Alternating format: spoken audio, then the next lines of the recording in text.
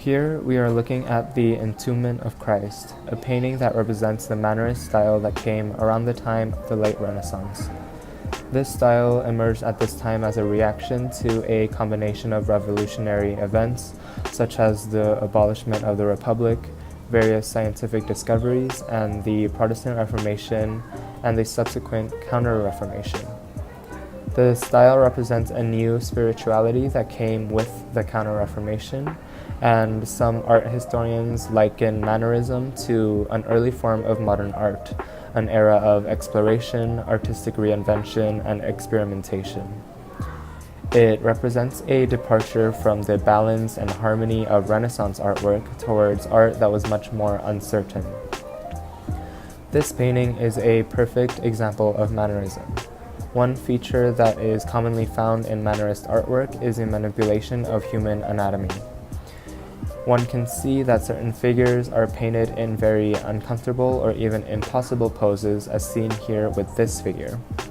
In addition to strange poses, figures will also be elongated and have undersized heads and will appear weightless, some figures appearing to float while others just barely glide on the ground.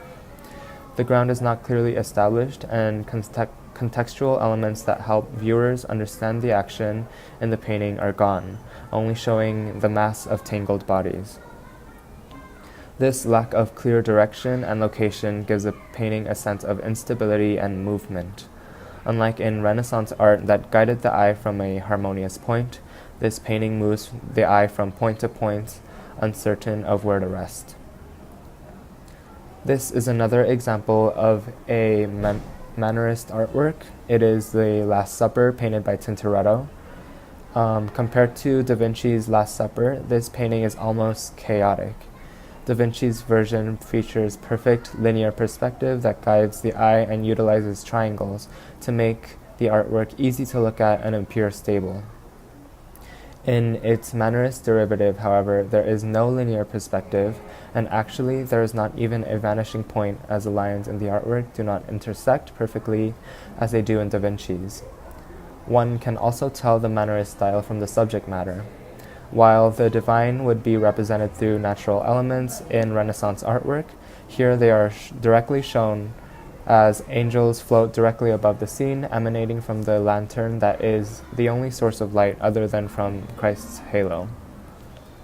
Further, the event is depicted as more human in its inclusion of unimportant elements from different figures seen in the foreground that are not directly part of the scene but are still included in the painting.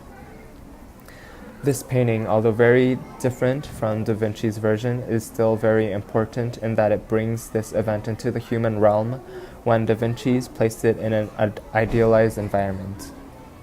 The experimentation of the style and era is evident from the exaggerations and the breaking of traditional rules here, which is exciting because it serves as the intermediary between the Renaissance and the Baroque.